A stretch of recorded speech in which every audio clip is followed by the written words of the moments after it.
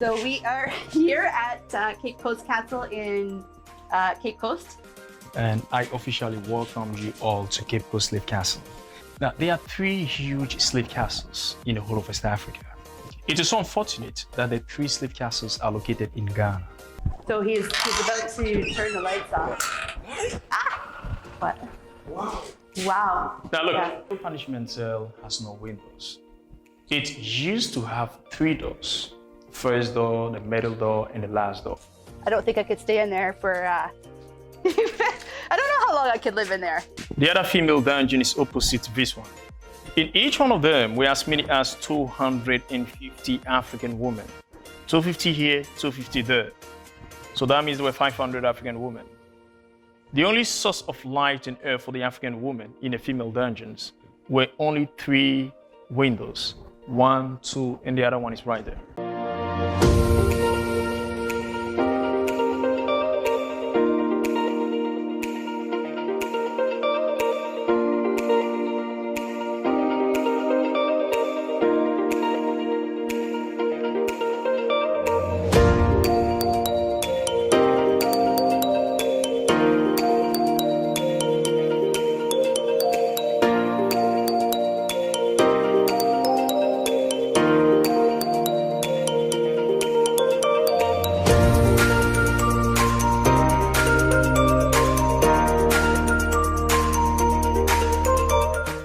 People. Today we are going to walk through a door, many walk through, and they never again came back to Africa. Please come with me. This is the door of return. Now, back in the castle, the door we just walked through is the door of no return. Right. I mean, inside the castle, we did see the door of no return, but outside it states the door of return. Now, this door of return is not part of the castle system. It was built in the year 1998. As part of a historical festival we call Panafest. Before this door was introduced, there were skeletons of two people that were brought back to the motherland.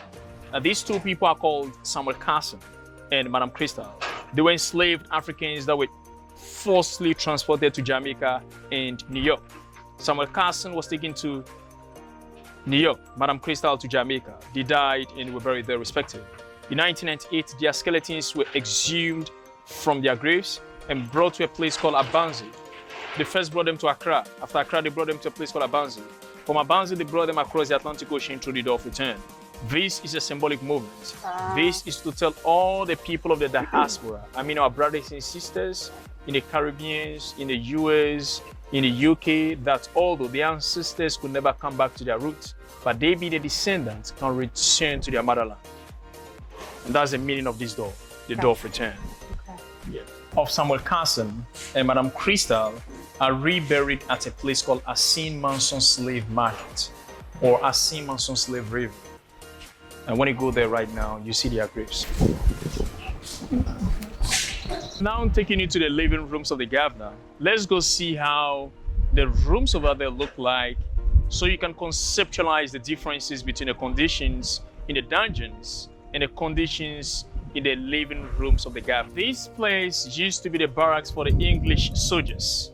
Over 120 of them were here, and their duties was to protect the slave castle. That is why we see cannons everywhere, in the south, on the north, east, and west. And right there, let me show you, there's a fort right there. Yeah, that's Fort William. It was built by the English colonizers in order to protect Cape Coast Slave Castle. Cape Coast Slave Castle has got two forts, Fort William and Fort Victoria. Now, at the time of the transatlantic slave trade, there was this rivalry amongst the Europeans. The French were attacking the English here in the castle. So the English built that slave fort in order to protect Cape Coast Slave Castle. And that fort was also built in order to prevent the Ashantis from the Ashanti region to ambush the English here in the castle. So let me take you to the living rooms of the governor.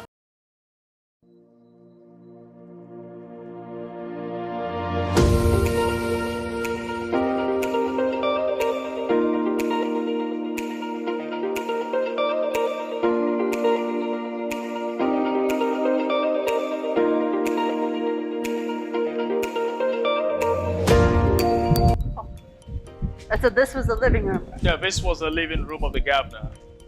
And that's the bedroom of the governor. The living room of the governor has 9 windows. The bedroom of the governor has 5 windows. So there are 14 windows for just one person. And you can see for yourselves.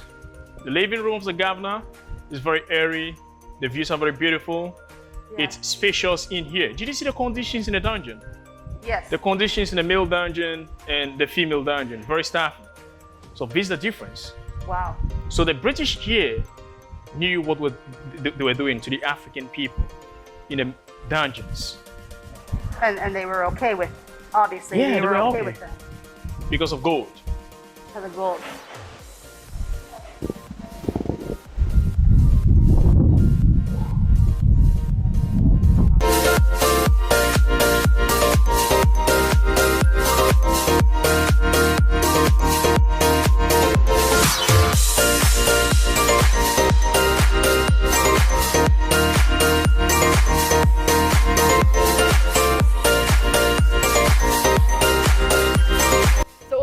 Of the lifetime of the building, how many different governors, do you know how many different governors this building would have had? I said more than 10. More than 10. More than 10.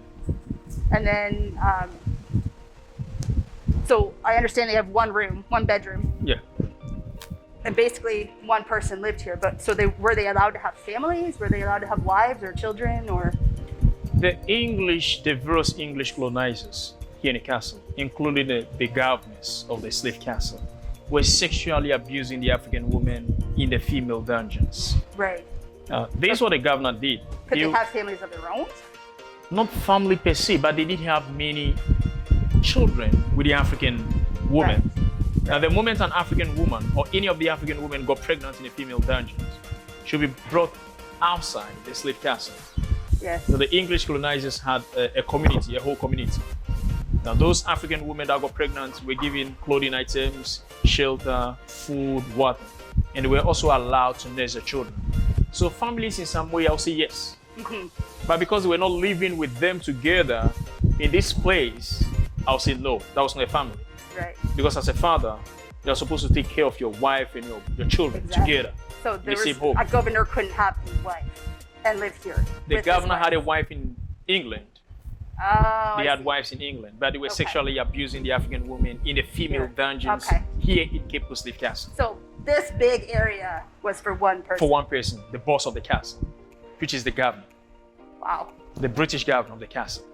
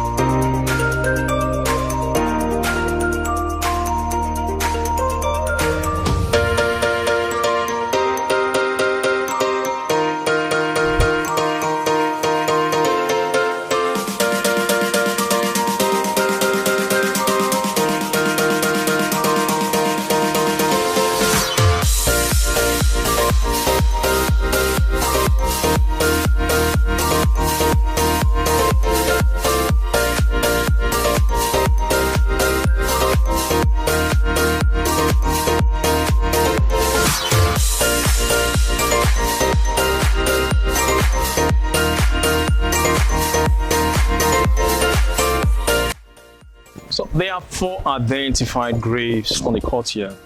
And this grave is for black men. The other 3 graves are for Europeans. Now this black man is called Philip Kwaku. His father was a black slave trader here in the castle.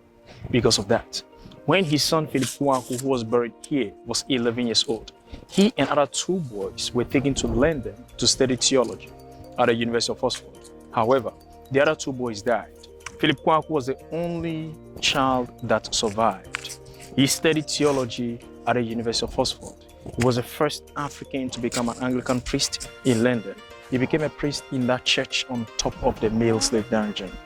Reverend Philip Kwaku promoted Christianity and a Western form of education. He was born in 1741. He died in 1816. at the age of 75 years old. Let me show you the other three graves, please. So was this a grave at one point too? Or? Yeah, some historians claim that that grave might be the grave of Philip Kwaku's white wife. He had a white wife. Okay. But these graves are not for black people. They are for Europeans. This one is for a lawyer, a British lawyer. Have. Yes. 1, 2, 3, 4 have the names of those that were buried. And this man's name is C.B. Whitehead. C.B. Whitehead died at the age of 38 in 1812. The cause of his death is not known to us. We don't know what killed him. The two graves there, 1, 2, 3. The third one is for the governor of the castle. His name is Captain George MacLean. Captain George MacLean used to be the governor of the castle from 1830. One of 10 of them. Yes, one of the governors. Okay. Now he died. He was a governor of the castle from 1830 until 1844.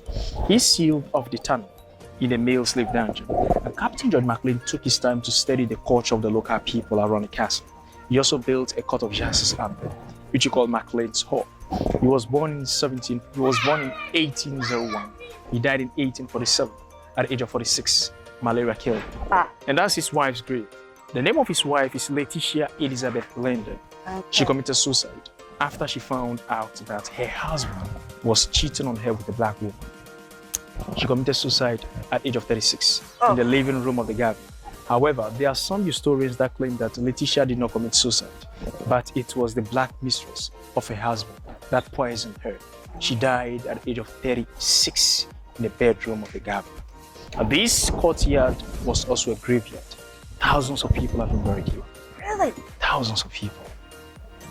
And they're still buried here? Yes, still buried. But these are the 4 identified graves of people that we know that were buried here. That is why we normally talk about them. Huh. Wow. Now, this is the plaque that was unveiled by Barack Obama in July 2009. The reason why Obama and his wife and his 2 daughters came here was because Michelle Obama believed that her ancestors came through this place. So July 2009, the Obamas came here to pay respect to the ancestors who died in the male slave dungeon and the female slave dungeon. Please do not forget there are 3 slave castles in Ghana. Elmina Slave Castle, which was built by the Portuguese in 1482, is the oldest and the largest slave castle in the whole of West Africa. Osu Slave Castle is also known as the Christiansborg Slave Castle, built in the year 1661 by the Danish. And this is Cape Slave Castle, established by the British in 1665. This is the youngest slave castle in the whole of West Africa. But this slave castle is 356 years old. You know what it's said for? Anytime I give this kind of presentation, slavery is still going on in so many different ways. Yeah. And as one people, we need to come together to share love to one another. Right. Love is very important. Yeah. And we need to also educate the younger generation so they don't repeat the mistakes that we have made. You know, the future is very bright. Let's love each other. Thank you very much for visiting Cape Coast Castle. And this has been an honor. Yes. I truly appreciate your cooperation. My name again is Anthony Wade. Thank you very much. Yes, and we want to thank you, Nevaeh and I both, for showing us a note of what you just said there. But I mean, there's a connection. There's a connection, and we like to think that, like you said, slavery is over and racism doesn't exist anymore. And unfortunately, at the time, for the period of time that I've had Nevaeh, about 15 months, racism is still very evident. Even now, unfortunately. Still going on. And slavery, to an extent, is still going on also. But this, like you said, this is a good educational tool to have. And I like, one of my questions at the very beginning, which you answered, was, you know, why do you keep something like this? It's just full of bad memories. Yeah. But you made a good point. Yes, it's full of bad memories, but we keep it to teach others. To teach others. This is what it was. We don't repeat the mistakes. We don't repeat it, in the future. Yeah, well, thank you. You're welcome. Thank you very much. Welcome. We'll bump elbows. You bump his elbow. Ah.